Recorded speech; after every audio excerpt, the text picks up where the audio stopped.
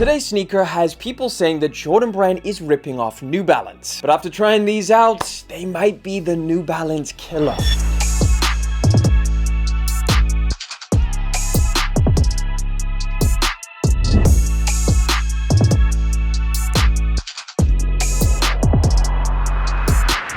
We have the box. Actually a pretty cool little change up to this, or should I say throwback. It's kind of like this shiny retro box with this metallic Jumpman on the front. Around the side you got the circle, again some more retro Jordan branding, and underneath it you've got some kind of texture which is kind of alluding to what's on the sneakers inside. Pop in the lid, you get a little diagram of the sneaker. We'll get into that in a second, but let me pull these things out. This is the Jordan Trunner OS. Here we have it. Man, have I been excited to check these things out for a while, or should I say just very interested. And look, I'm fully aware of how crazy my first statement was, this being a New Balance killer. I mean it less so in the actual practical sense and more in just like what this pair of shoes is and the value that it offers. I mean, Jordan Brand is kind of known for crazy prices with their retro models and then also not the greatest quality. And this pair of shoes definitely changes that philosophy. In fact, they almost just don't even feel like a Jordan Brand sneaker at all. But of course, we'll go through everything in just a bit. I do want to talk about the release of these, kind of tell you guys if you want to get your hands on these, how you can do that. So these are actually dropping this month in 2 exclusive colorways. This one, the RKO Brown, and then there's another one I forget the exact name of, but I'll put up an image. Basically, those are going to be dropping exclusively through neighborhood accounts, places like Concepts.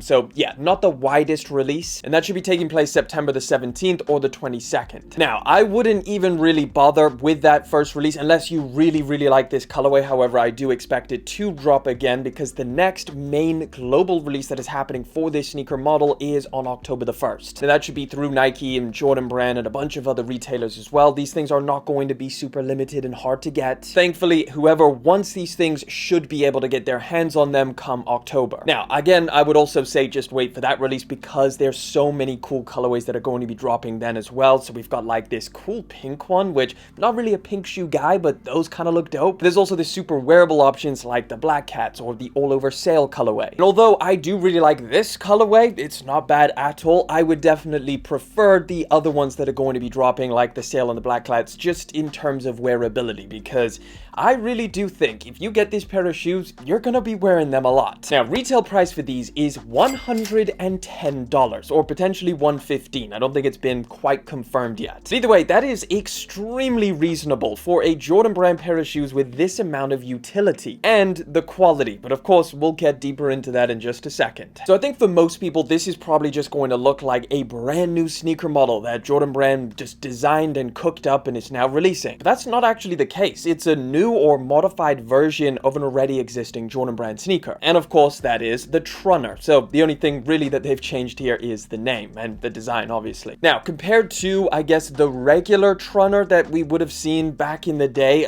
these are pretty different, not just looks wise and design wise, but also functionally. I mean, it does still carry that same DNA of the original Trunners being kind of positioned as a lifestyle slash kind of active sneaker. Jordan Brand designed it really to wear casually, but also at the same time still have the ability to do stuff like workout, go to the gym, and just general activities, I guess. Now, there was also a bunch of different versions of the original Trunner. They had like the LX, they had the React version, the Ultimate, the Advanced, they even had some high top ones. And this one's called O/S, which I imagine is oversized, even though it's not really oversized. So I'm not entirely sure what the OS stands for. But in general, this pair of shoes does look very familiar to what we're all kind of used to now as one of the most popular categories in footwear, which is the retro runner slash dad shoe. Kind of the flagship style for brands like New Balance, Asics, and even kind of Adidas now. I mean, honestly, most brands at this point have some kind of retro runner or dad shoe in their catalog, no matter if it's luxury or super affordable sportswear. But I've definitely seen people compare this pair of shoes, at least visually, to the New Balance 990. That's what everybody's saying, and I kind of get that from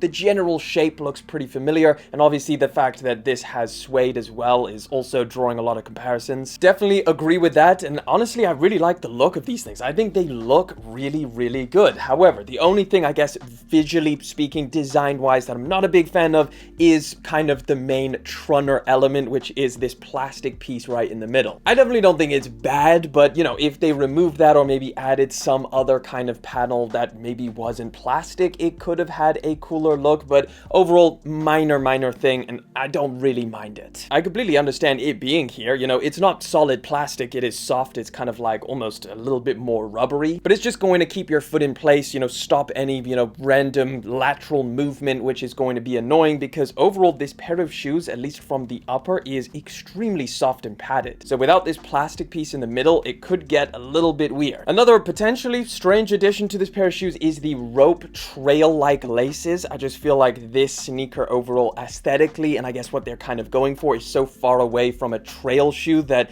the inclusion of it is a little bit odd, but at the same time, I do like the thickness of these round laces. I think it's a nice aesthetic choice. Now, the base material on here is a padded wide mesh, which is decent for breathability, not like insane, but still definitely a pair of shoes that you can wear in the summer if you wanted to. That mesh wraps around the side of the shoe and is also on the bottom half of the tongue. They added a decent amount of reflective elements on this pair of shoes as well, so you've got that on the toe box area, you've got it on the tongue, and then also on the pull tab around the back. But by far the coolest part about the upper has to be this soft suede that you find all over it, to be honest. This was one of the most unexpected things when I pulled this pair of shoes out of the box, knowing the retail price and kind of knowing how this pair of shoes is positioned. I was expecting that rough sandpapery stuff that Jordan Brand usually puts on affordable shoes, but this feels really nice. It feels like decent suede. It's soft to the touch, it moves really nicely, so it's got that, like, you know, really soft feeling to it. And if this was placed on a $180, $200 pair of New Balances, I wouldn't even think twice about it. I'd be like, yeah, makes sense. You get a decent amount of that suede as well. It wraps around the entire sneaker and then also is up by the eye stays and the tongue. Around the back, again, like I said, you've got that pull tab and then also this weird, almost gel-like pod on the back with the Jumpman, which is oddly satisfying to press. Inside the pair of shoes is also really nice because it is so well padded, not just on the main areas like the ankle area and the tongue, but also if you reach inside, you can feel that the toe box has a ton of padding as well. So it's just, generally speaking, a really soft experience for your feet when you're wearing them. And you couple that soft experience with this midsole,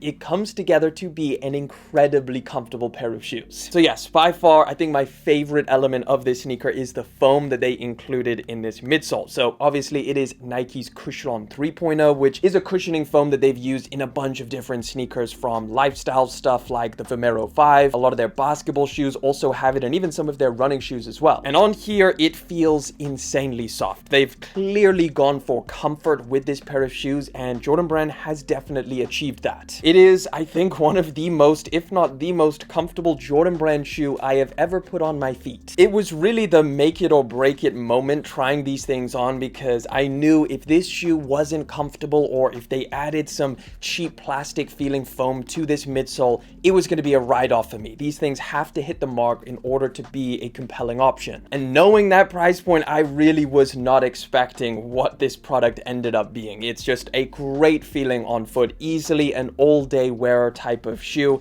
great everyday option, which is clearly what Jordan Brand set out to do when they were making it. It's a value proposition that you just do not often see from Jordan Brand or Nike. Reminds me a lot of the $90 Nike V5 runner that they just introduced. The only reason that that shoe and this shoe actually exists is because of all of the pressure that other brands are putting on them right now. So many people have been complaining about how Nike and Jordan Brand have been raising their prices and lowering the quality of their products. And I think that's kind of a big reason why in 2024 and 2025 we've seen a lot of people just switch to other brands like Asics, New Balance, the list goes on. So with all of these other brands taking up Nike and Jordan Brand's market share, it's put a lot of pressure on them to create better products for cheaper price points. Now with products like this, I do really believe that we as consumers are winning, because I think this is great, and I also think the Nike V5 Runner, one of my favorite shoes of the year, super comfortable and just feels great for $90. $90. Now, when it comes to styling this pair of shoes, yes, I do think the oversized naming scheme is for just how chunky it is. Like, it is a chunky runner style, but